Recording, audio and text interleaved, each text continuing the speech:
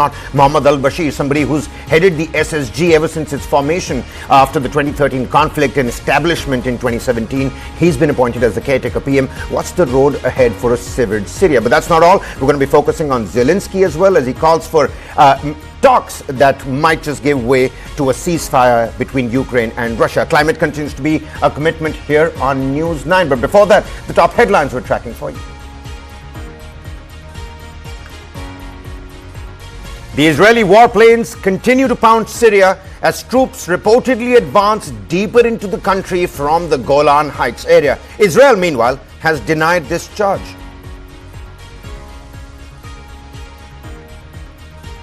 The Syrian rebels named Mohammad al-Bashir to lead the transitional government in Syria. His appointment is going to last till the 1st of March 2025.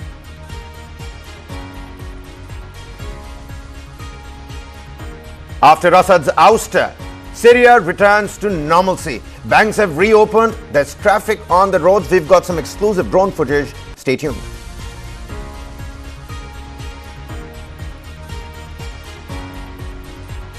Israeli Prime Minister Benjamin Netanyahu takes to the witness stand for the first time in his trial for alleged corruption.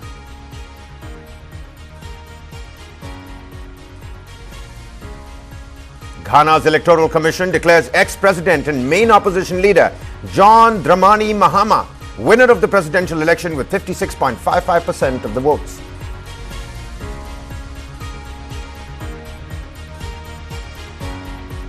Well, K-pop, light sticks, fire up the impeachment protests and unite South Korea's anti-Yoon movement.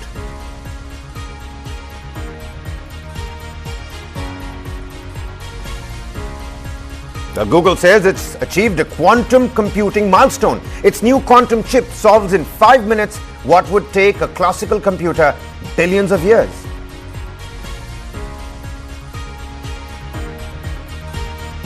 Well, a raging bushfire in Malibu, California prompts mass evacuations as Franklin Fire grows to approximately 2,000 acres.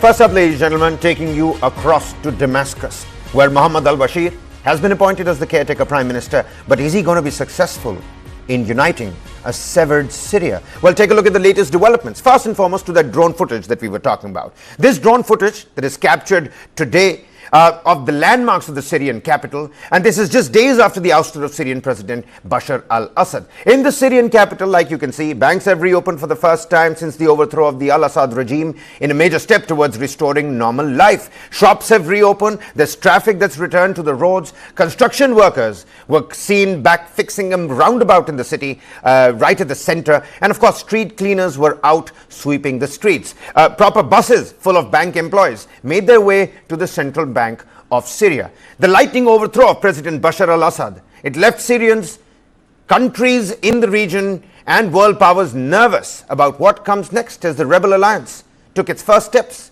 in a government transition. And why we're saying that is because Syrian Prime Minister Mohammad Ghazi Jalali said that he has agreed to hand over power to the Syrian Salvation Government, the SSG. And while opposition leader Mohammad al-Bashir has been tasked with forming a new Syrian government, the challenges are plenty and they lie ahead. Now, Mohammad al-Bashir, he was born in 1983, an electrical engineer, mind you, and head of the Syrian Salvation Government in Idlib, particularly under the aegis of the Hayat Tahrir al-Sham, the HTS that was at the forefront of this Islamist fighters' fight right down to Damascus. And it will lead efforts to form a new cabinet following the rapid fall of the President al-Assad's government. Now, you also have the Syrian Salvation Government that was formed in 2017 by the HTS and other Syrian opposition groups. This during the Syrian civil war. It was actually actualized in the year 2013-14 but was established in 2017. And SSG, the Salvation Government, wielded administrative and service-related authority in areas under the HTS control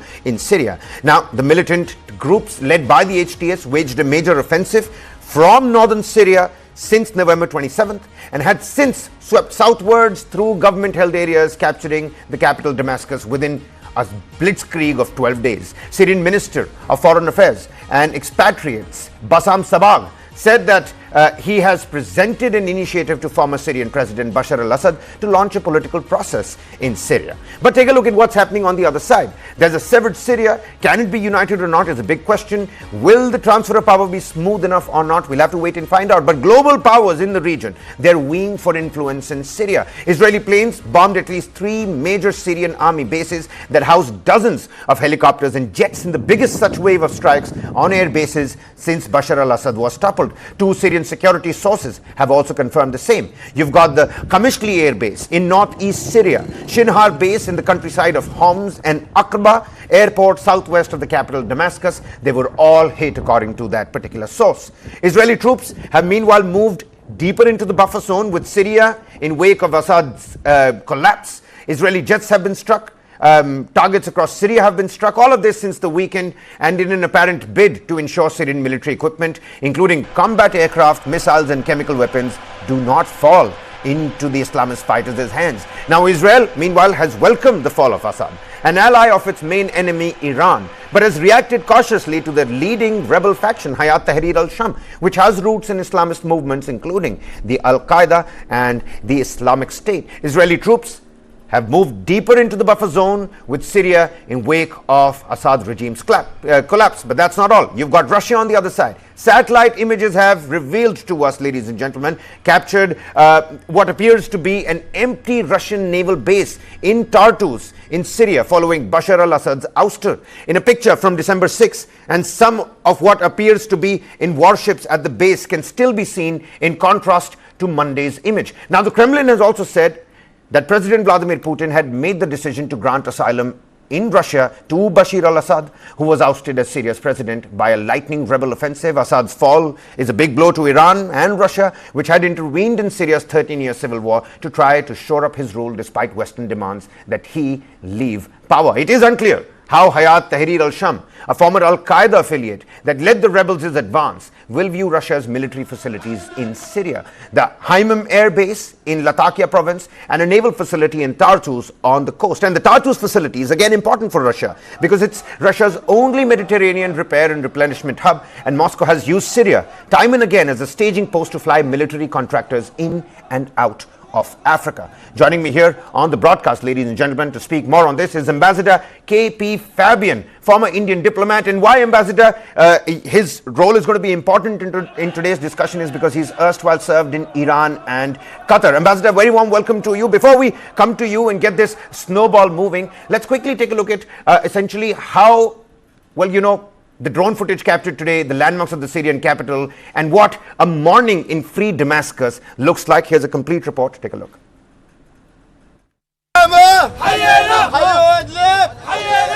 Syrians awoke Monday free from the brutal Assad family dictatorship that governed the country for 50 years. A lightning campaign by Syrian rebel forces in recent weeks and the rapid collapse of government forces culminated in President Bashar al-Assad and his family fleeing to Russia over the weekend. The development sparked jubilant celebrations in the streets, tempered by uncertainty over the nation's future. This man said they had been waiting for this day for 50 years, adding that they had been living in what he described as a prison, a quote, big prison called Syria.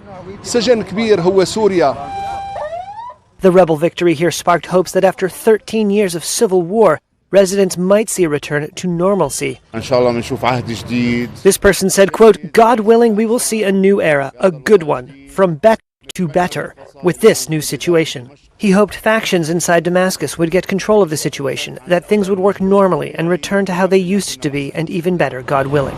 The Syrian people have every right to celebrate the moment that many of them have been waiting for. Dr. Badr al-Saif is an associate fellow with the Chatham House Middle East and North Africa program. He said the end of the regime has so far allowed the rebels to free prisoners from Assad's notorious prisons and given hope to those who fled the civil war that they might return home. You're talking about the biggest refugee crisis since World War II. You're talking about the biggest internal displaced population since that war as well. Amid the celebrations, regional and global powers moved to secure their interests and settle scores in the war-torn country. Israel sent its troops into a demilitarized zone in the Golan Heights. The only interest we have is the security of Israel and its citizens. Its foreign minister said the incursion was temporary to prevent violence spilling across into its territory. The Israeli Air Force also struck sites near Damascus. U.S. jets attacked what Washington said were Syrian targets associated with the Islamic State militant group. The Kremlin said it planned to discuss the future of Russian military bases in Syria with the country's new rulers. Iran's foreign minister on Sunday said Tehran was surprised by how rapidly Syria's own military collapsed. Assad was a key Iranian ally, funneling arms and support to Iranian-backed groups such as Hezbollah. The path for Syria's future is often sold as one filled with chaos, unrest, and uncertainty, and by others who are on the ground and celebrating still are ones who think that things will be rosy and all good news. Al-Saif said Syria's new rulers face a daunting challenge of balancing both national and regional interests. It's going to be a mix of both. And we need to be mindful that this is a work in progress. It's as good as you can make it be. That's where the international community can come in and support the Syrians in what they think is best for them. Well, Ambassador, I'm going to come to you next. You just heard some of the people over there as well. There seems to be, a little bit of rejoicement. There seems to be a little bit of excitement, enthusiasm. But there is a little bit of underlying uncertainty in all those reactions as well. We now know Mohammad al-Bashir has been appointed as the caretaker prime minister. And, according to you, how does al-Bashir's previous political experience as the head of the SSG? He's been a prominent politician for the SSG, the rebel factions, and, of course, a prominent engineer as well. When you're looking at Syria's governance model, what are you talking about essentially? Well, thank you. He was a minister in Idlib, which has a population of 3 million. And according to all accounts, the governance there was reasonably okay. They had said that girls can go to schools, but only to all girls school, you know what I mean, not mixed school. And otherwise also minorities also were taken care of. In fact, in Aleppo, there is a Christians are there as a minority. And I heard on television, Al Jazeera, a Christian from there saying that, when these people came and liberated Aleppo, they went from door to door asking whether people needed bread. And they did it across the divide of religion or divide of anything else. So till now, as the UN representative for Syria said, I was listening to him about 15 minutes ago, till now, all the, impressions we are getting, the statements being made and all that are good. But still, we should keep our fingers crossed. And it is important for the international community to work with the new authority in Syria. And Qatar has already expressed its willingness to work with them. And let us hope, that will be the case. Rather than create more trouble for Syria. And the new government also should not... one important difference is that, in 1979 in Iran, when I was there, the Khomeini followers, they wanted Shah to be returned and to be tried.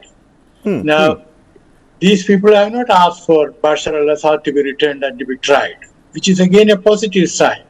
Because if we go on a vindictive spree, then there is no end to it.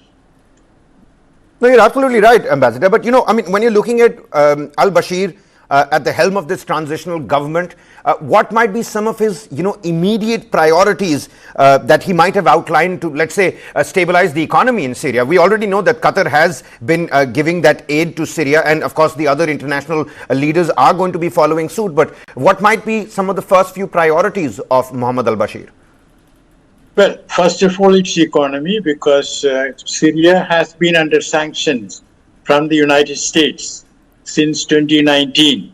Now, those sanctions technically will expire by 20th of December, and there are reports that America would lift the sanctions. Secondly, this, STS, they are a terrorist agency according to the United States. Now, there are reports that America might sort of, delete them from the list of terrorist agencies.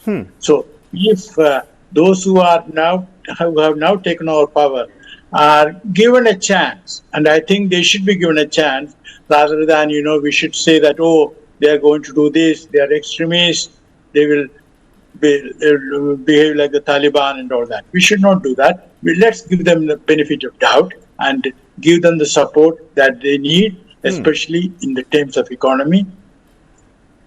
So the impressions do come in a happy tone, goals. is Ambassador. That's what you're telling us at this point in time. All right, we'll have to wait and find out. But, taking the viewers again back to exactly what happened in the 12 days and in the run-up to Damascus being freed is what the Islamist fighters have called it. Rebels ousted Syria's President Bashar al-Assad with the unexpected speed as military and loyalist support for the regime appeared to collapse and his allies were too depleted or distracted to keep fighting for him. Turkey had a role to play as well. Here's a full report on how they achieved what they set out to do. It took everyone by surprise, the lightning speed of the Syrian rebel advance and end to 5 decades of Assad rule, one of the biggest turning points for the Middle East in generations. How did the rebels pull off their offensive? Andre Bank of the Giga Institute for Middle East Studies says President Bashar al-Assad, who has fled to Moscow, was on the back foot. I didn't expect that it would only take 10 days from, them leaving Idlib and then arriving in Damascus, but that there was a strong regime weakness and that there was a strong weakness of Assad supporters. We could clearly see this. Analysts say the weakness of Assad's regime was the deciding factor. Assad's military allies, Russia and Iran, were distracted by wars elsewhere and Moscow is losing interest. Lebanon's Iran-backed Hezbollah, which helped government forces, was severely damaged by an Israeli offensive. Sources familiar with Hezbollah deployments said it withdrew many of its elite fighters from Syria over the past year, giving rebels a valuable opportunity. We just wanted a fair fight, a Syrian opposition source said. Meanwhile, Assad's army was on its knees. A regime source told Reuters corruption and looting left tanks and planes with no fuel, a sign of how hollowed out Assad's state had become. Army morale had severely eroded, the source said. Hayed of London's Chatham House says the support of armed loyalist groups may have collapsed. Different reports that indicate that there has been some sort of contact between at least the main coalition of armed groups led by Hayat Tahrir al-Sham that started the offensive and led to the collapse of the regime, and the current government of regime inside Damascus. And there are even reports that there were sort of instructions to armed groups inside Damascus and fighters to drop their weapons and not fight back, which maybe explains why Damascus fell quite quickly despite the presence of loyalists. Turkey, which struck a deal with Russia in 2020 to de-escalate fighting in northwestern Syria, has long backed Syria's opposition. But it was against a major rebel offensive, fearing it would send more refugees its way. The rebels felt that changed earlier this year, the Syrian opposition leader and a diplomat from the region told Reuters. Assad had rebuffed repeated overtures from Ankara, aimed at finding a political solution to Syria's military stalemate. Turkey's stance towards Assad was hardening, so the rebels communicated their plans for an offensive, the sources said. They felt they received tacit approval, though Turkish officials have denied they gave them a green light. Turkey now appears to be Syria's most powerful external player, with troops on the ground and access to the rebel leaders.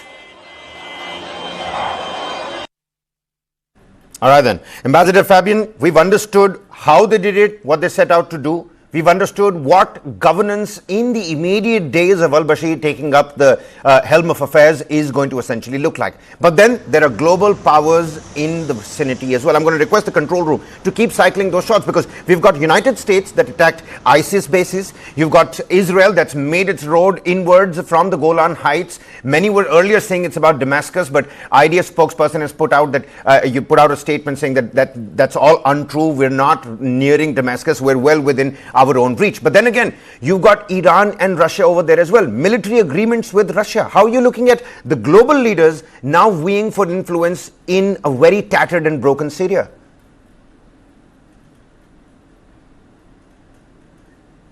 May I? Yeah, Ambassador, do go on. Yes. Now, people have been saying that Iran and Russia did not come to the rescue of Bashar al-Assad. Yes, that is correct. And I agree that they were distracted elsewhere. But even more important, I'm so glad that they didn't come to the rescue of Bashar al-Assad, because in that case, more people would have been killed. So it's a good thing. Iran and Russia did the right thing by not coming to the rescue of Assad.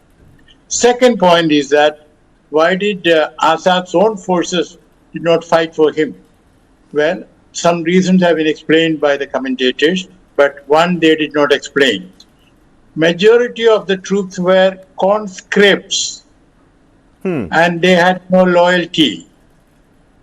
And the third thing is that Turkey has been planning this, or rather Turkey has been in touch with STS for more than 6 months, planning this. That has come out in Turkish papers.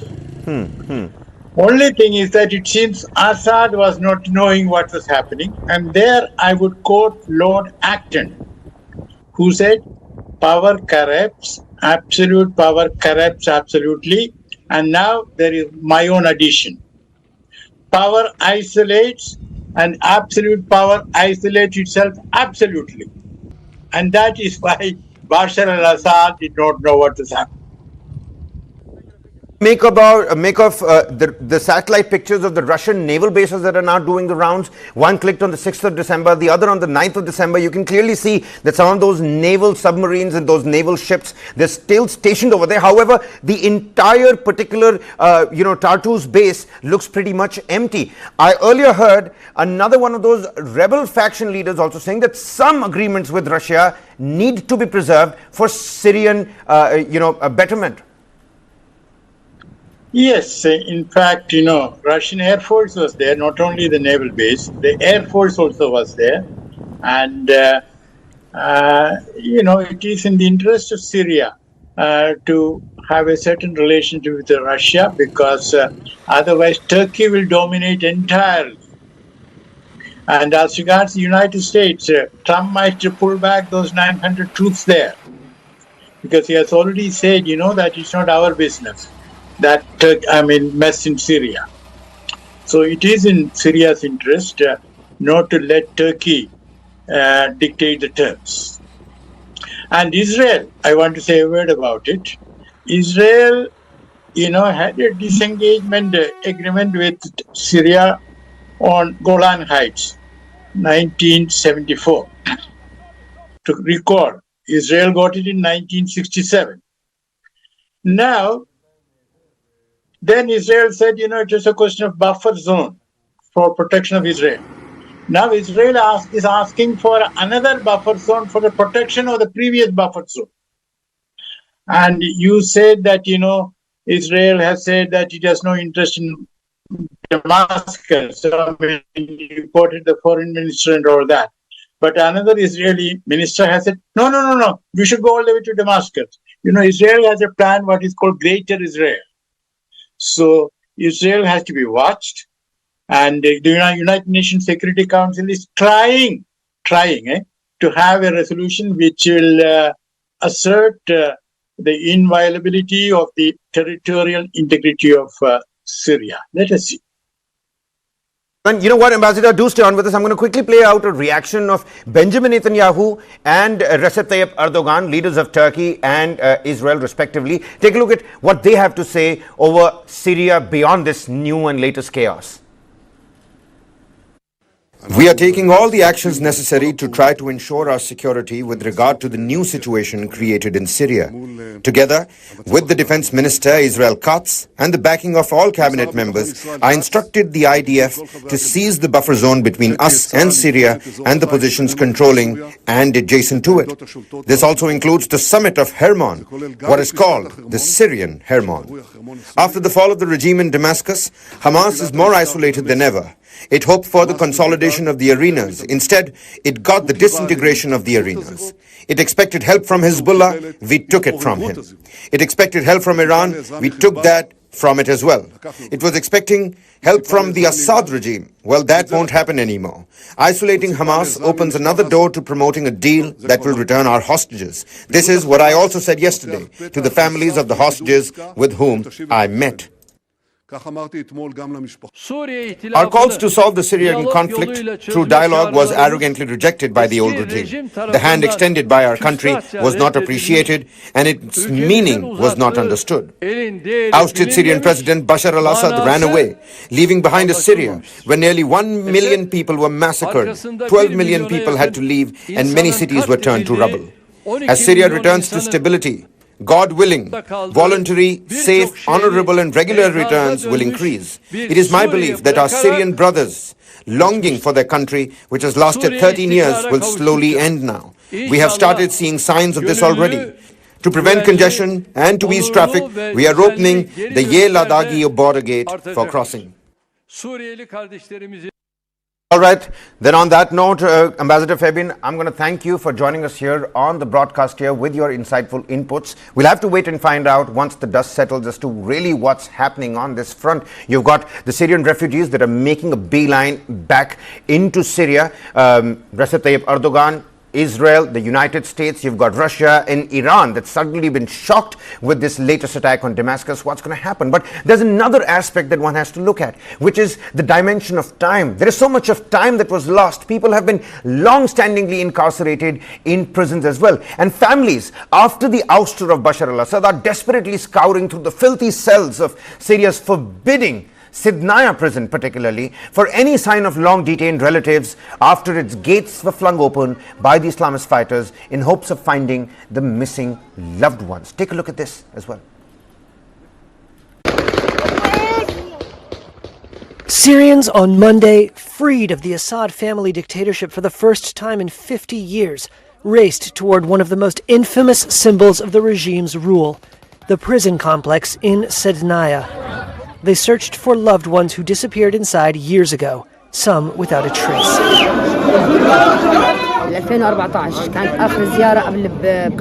Among them were Intsar al-Jabir, whose brother and cousin were imprisoned in Sidnaya. She said she used to visit her brother here until 2014, when authorities said her brother had died. Asked why she was there today, she said she hoped to find her brother alive. She'd been there since yesterday. On Sunday, as news broke that President Bashar al-Assad had fled as rebel forces advanced and his own army collapsed, the prison was opened and detainees streamed to freedom. Rumors spread that thousands more inmates were still imprisoned in underground cells that could not be reached. But by Monday afternoon, there was no sign of more prisoners. Instead, many here poured through prison files, looking for some closure. Radwan Eid had a relative held here. Assad's gangs and the prison's gangs are the ones who intentionally destroyed those documents. They set them on fire. They disabled the available devices and removed the cameras to prevent the discovery of their massacres and the locations of the prisoners still inside. Rights groups reported the prison population here swelled amid Syria's civil war as Assad cracked down on anyone suspected of rebel loyalties. The regime holds as many as 70 prisoners in Sidnaya in cells that have a 5-person capacity. The U.S. State Department in 2017 said Sednaya was the site of mass executions and said it had identified a new crematorium at Sednaya for the bodies of hanged prisoners. Although the regime's many atrocities are well documented, we believe that the building of a crematorium is an effort to cover up the extent of mass murders taking place in Sednaya prison. Torture was widely documented. At a mosque on the road to the prison, people were registering names and phone numbers in case imprisoned relatives were found. And with that, it's time for us to slip into a quick commercial break here. But top global developments right on the other side. Keep watching Global Lens.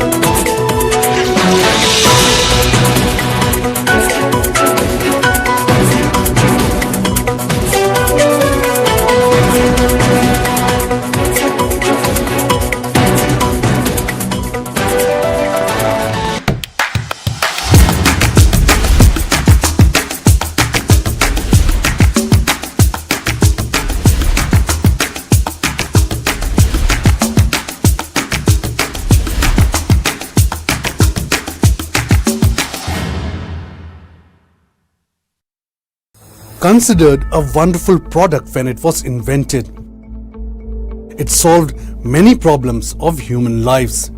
We are talking about plastic. Did you know the plastic in your house is as old as the oldest person in your family? India almost produces somewhere around 9.3 million metric tons of plastic every year. It is not dissolving, it is not evaporating, it is not vanishing from sight, it is just breaking down into our soil and ocean. So plastic is just going to be there. So we need to go back to the questions, we need to go back to the start. When did water bottles come to our consciousness? Why was it marketed like that?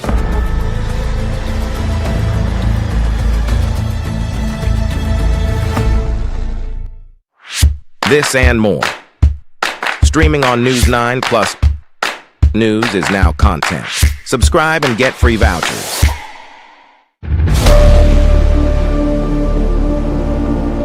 India spends $75 billion on foreign cargo vessels.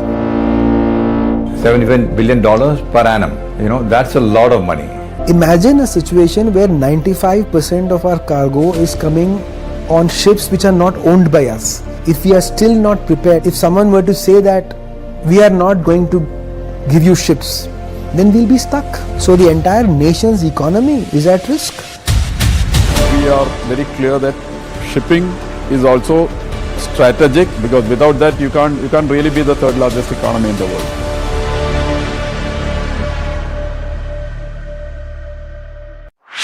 This and more. Streaming on News 9 Plus. News is now content. Subscribe and get free vouchers.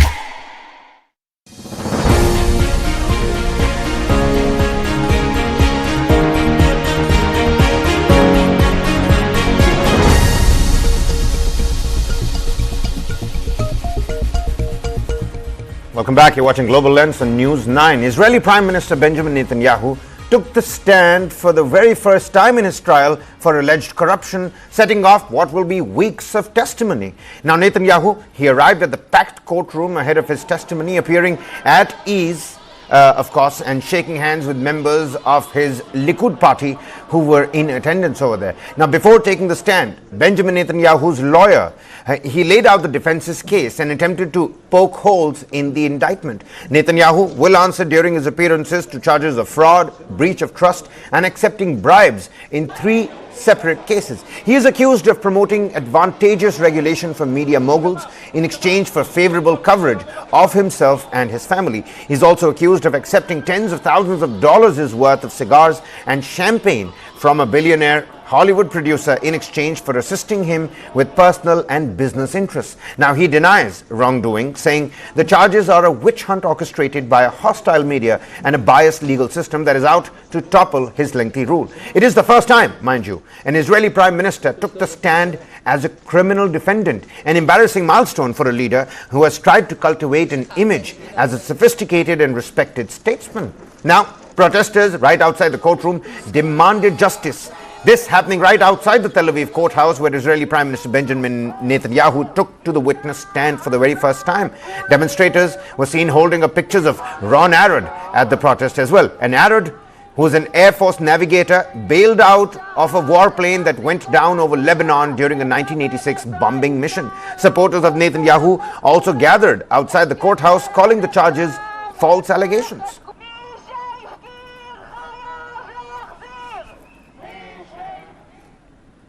Well, shifting theaters here, you've got Ukrainian President Volodymyr Zelensky, who is pushing for a diplomatic way to end the war with Russia. Mind you, this is all happening before Donald Trump takes the Oval Office. And here's the interesting part. He's now floating the idea of foreign troops being stationed in Ukraine. Well, why? To maintain security until the country can officially join NATO. Ukraine President Volodymyr Zelensky opened the door to negotiations with Russia on Monday, as he sent the latest signal for a potential diplomatic settlement to end Russia's war in the country. The remarks came at a joint press conference with German opposition leader Friedrich Merz. With Donald Trump preparing to return to the White House on January 20, the US president-elect has said he wants to end the war quickly. On Sunday, he called for an immediate ceasefire and negotiations to end the, quote, madness after he met Zelensky and French President Emmanuel Macron in Paris. When we talk about a frozen conflict, if between us, we have talked about it. We want the war to end more than anyone else in the world. And of course, a diplomatic end to the war will save more lives. And we want that. But I also stressed when talking to President Macron and President Trump, you're going to see that Putin does not want to end the war. Zelensky also returned to an idea raised in February by Macron about the possibility of European nations sending troops to Ukraine. There was no consensus on the matter among European leaders. Zelensky added Ukraine must have a clear understanding of when it will join the EU and receive an invitation into NATO. Kyiv has insisted it needs security guarantees to prevent Russia launching another invasion once the current hostilities are halted. Russia has demanded Ukraine abandon its NATO ambitions. Russia controls nearly a fifth of Ukrainian territory after launching the 2022 invasion, the biggest conflict in Europe since World War II. Well, moving on, but shifting our focus not much from this particular war. This is a story of duty on two different fronts, because by day, Judge Sukharov is in the courtroom near Kyiv delivering justice with his gavel, but by night, he trades that gavel for a gun, as Sukharov volunteers with an air defense unit helping to shoot down Russian drones threatening Ukraine. Take a look at this next report. Ukrainian judge Vladislav Sukharov spends his days ruling over civil and criminal cases just outside of Kyiv. But when his workday is over, he swaps his robes for a flak jacket and his gavel for a gun. Sukharov is part of a volunteer air defense unit, mostly made up of fellow judges, law enforcement officials, and other public servants.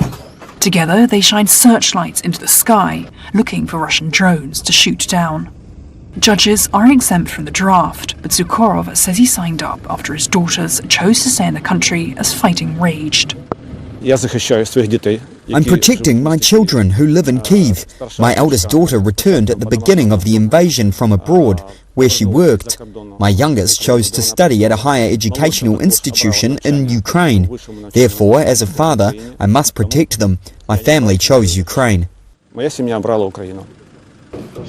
Sukharov's unit was founded soon after Russia's February 2022 invasion by a former Supreme Court justice. Fast forward to today, and advancing Russian forces are increasingly striking Ukrainian towns and cities. Their focus is the country's critical infrastructure, in particular Ukraine's power grid. When drones and missiles attack, it is difficult to call it interesting. Of course, you get a rush of adrenaline, you feel a surge of energy, but it is difficult to call it interesting.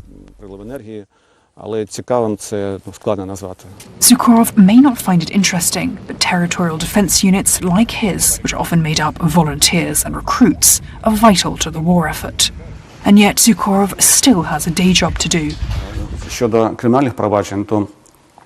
Regarding criminal proceedings, you can also see that the number of cases regarding illegal storage of ammunition, weapons and explosives has increased. Cases of domestic violence are also, unfortunately, more frequent. But despite stressful days and sleepless nights, Sukhorov says his unit of drone-hunting judges have found a common language fighting together.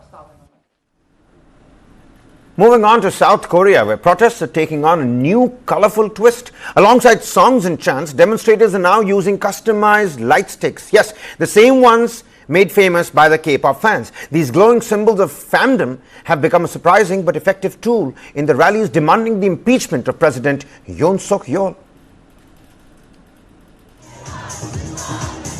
Over the last few days, the streets of Seoul have resembled its concert arenas. Customized light sticks popular with fans of K-pop are commonplace among demonstrators calling for the impeachment of President Yoon Suk-yeol after his failed martial law attempt last week. Since then, tens of thousands of protesters have braved the cold of South Korea in December to gather outside its National Assembly. The protesters want Yoon out of office, and their chants and light stick choreography to get people riled up have gone viral on social media. So have flags with memes and messages, mostly from younger demonstrators.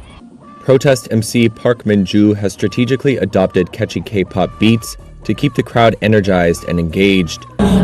We will continue to hold the protest rallies, so I wanted to make people get excited to join the rallies without getting tired. Although we are in a serious situation, I prepared K-pop instrumentals and slogans for them to cheer people up. Ahead of an impeachment vote over the weekend, protesters chanted "Impeach Yoon Suk-yeol" to the beat of Whiplash by popular K-pop group aespa.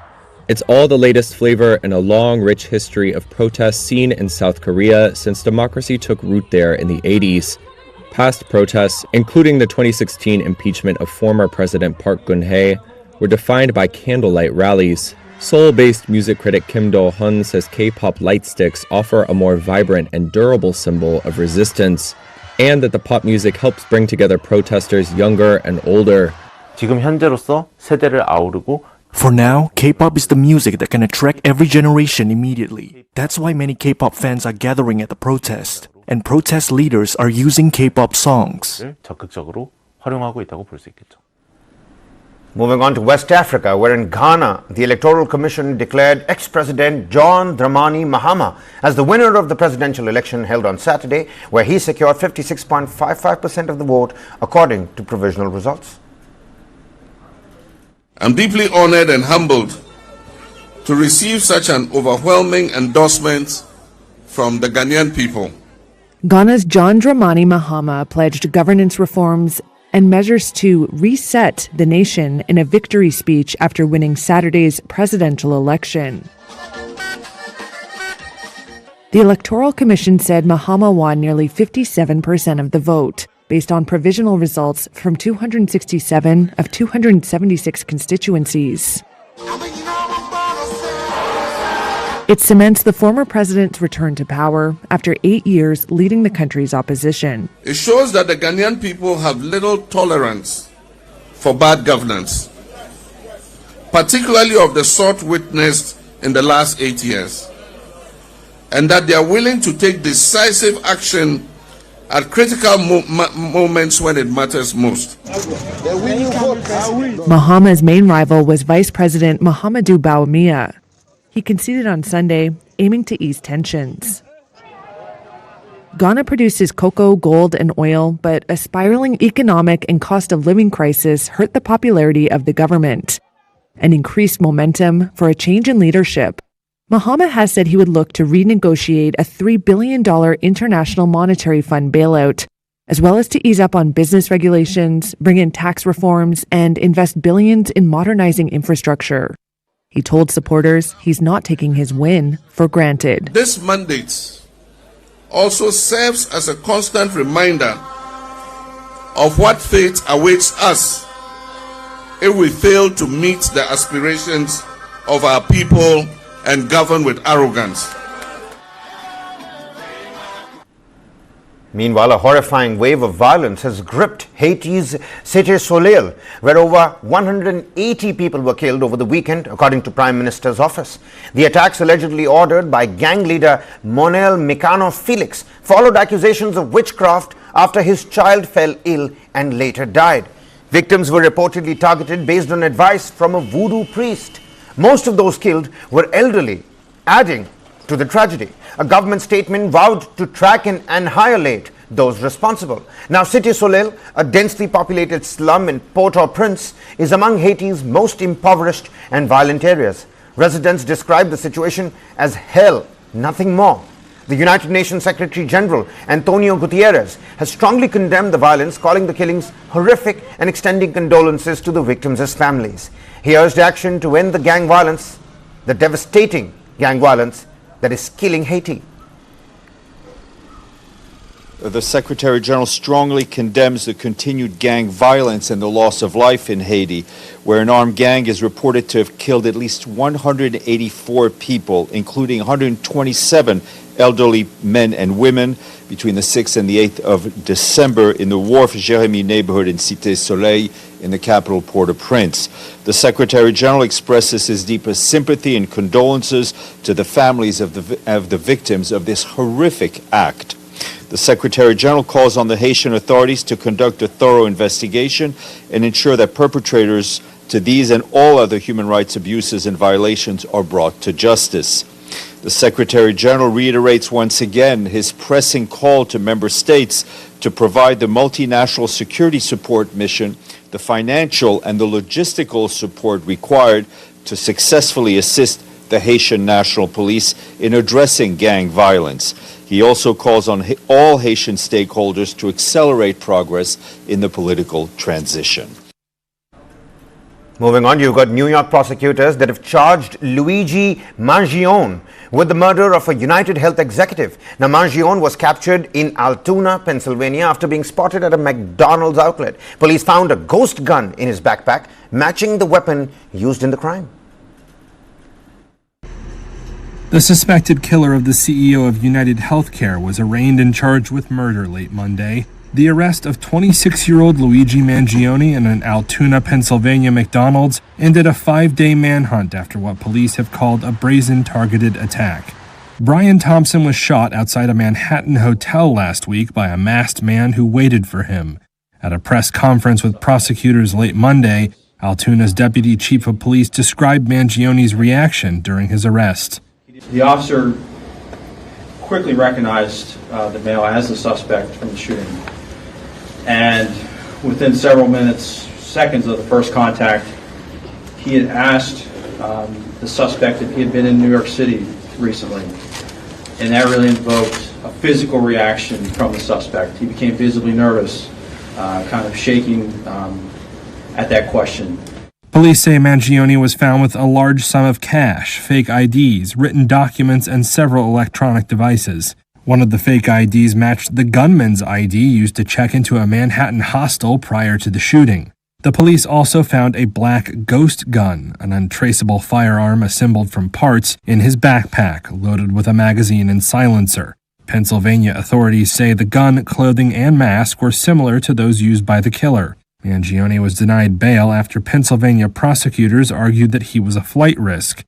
New York police said they had found a document that appeared to reveal the gunman's motive. While it didn't name targets, the NYPD said he had ill will towards corporate America. Thompson's murder unleashed a wave of frustration from Americans who have seen their health insurance claims or care denied. Pennsylvania Governor Josh Shapiro said he understood that frustration, but rejected the glorification of the suspect in some circles online. The suspect here, who shot at that CEO and killed that CEO, is a coward. not a hearing. And we need to make sure that in this country we get back to having a civil discourse about our differences. Mangione graduated as valedictorian in 2016 and earned 2 engineering degrees from the University of Pennsylvania in 2020. The Mangione family said in a statement they're shocked by Luigi's arrest. They added they couldn't comment further and offered prayers to Thompson's family. While maintaining a focus on the United States, there's a wildfire in Malibu, Southern California that needs to be spoken about. It's rapidly intensified, fueled by the strong Santa Ana winds. Initially reported at 10 acres on the 9th of December, the Franklin fire had grown to an estimated 1,800 acres by December 10th morning. A university in Malibu cancelled classes and issued a shelter-in-place order while evacuation warnings were announced. Fire officials stated that the evacuation zone covered approximately 6,000 residents and over 2,000 structures. It'd be interesting to find out how this one started. Moving on, we've got Google that's come out in a statement and said that it has overcome a key challenge in quantum computing with a new generation of chip, solving a computing problem in 5 minutes that would take a classical computer more time than the history of the universe. Google says it has cracked a key challenge in quantum computing with a new chip capable of almost unfathomable speeds. The tech giant says it can perform a standard test in under 5 minutes, one that would take one of today's fastest supercomputers 10 septillion years. That's vastly longer than the universe has existed. Google says the results lend credence to theories that quantum computing taps into a multiverse of parallel universes.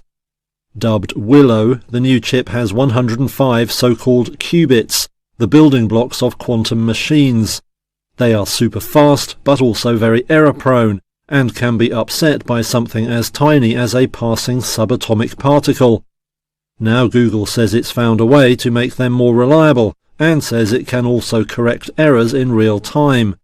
That's a big step towards building a practical quantum computer.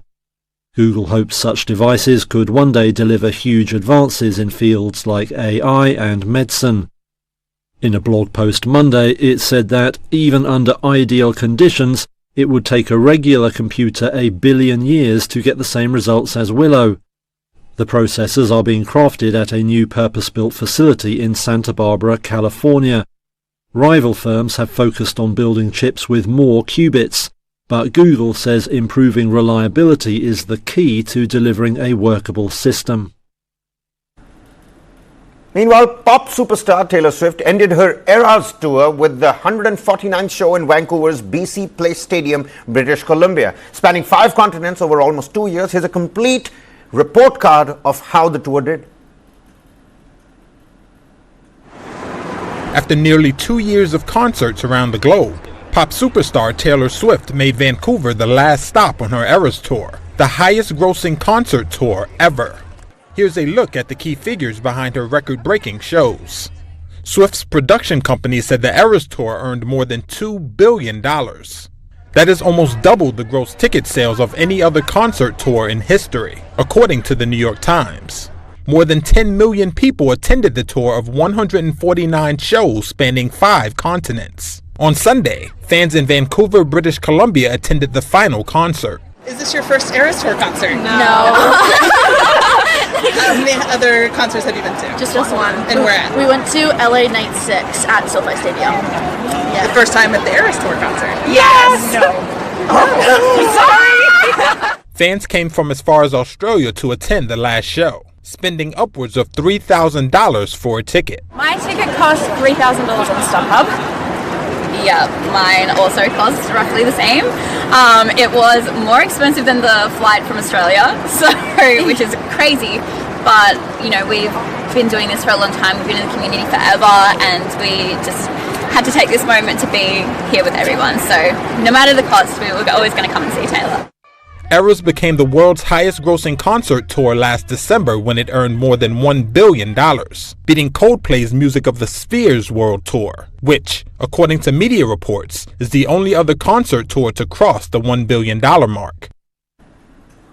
Well, it's not just her life lighting up. The festive season is doing the same. It's illuminated by dazzling Christmas light displays across the world. We'll take you across it one by one. First up, take a look at this. You've got Tokyo. But despite the ongoing war, Ukraine's capital, Kyiv, turned into a true wonderland ahead of the Christmas season. The vast square in front of the centuries-old St. Sophia Cathedral is now dominated by a festive Christmas tree.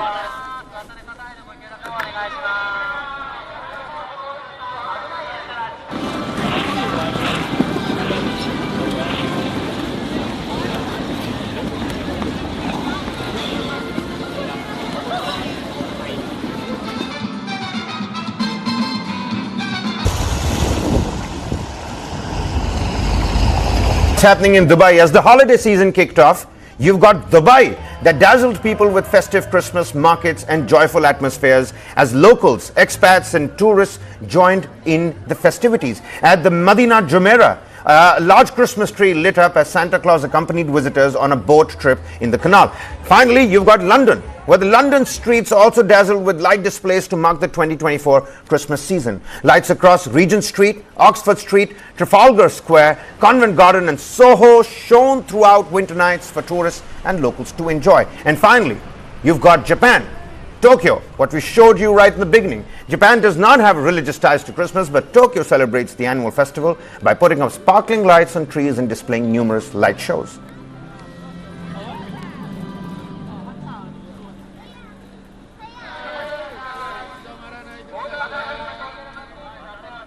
And with that, we've come to the end of this segment on Global Lens. But we're going to leave you with the panda Shengei showing off her tree climbing skills in southwest China's Sichuan province, ladies and gentlemen.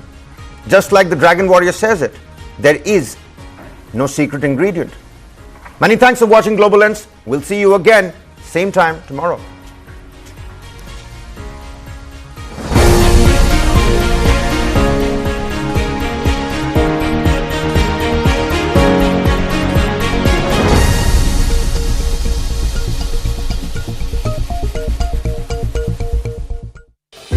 If it's a cancer, then what? It's very distressing. Anyone can have cancer. Mentality है कि ये बीमारी मुझे नहीं हो सकती. There's a thing called cancer is right inside me. सबसे पहले जो होता है ना, डर जो होता है कि now at the end of the world. My life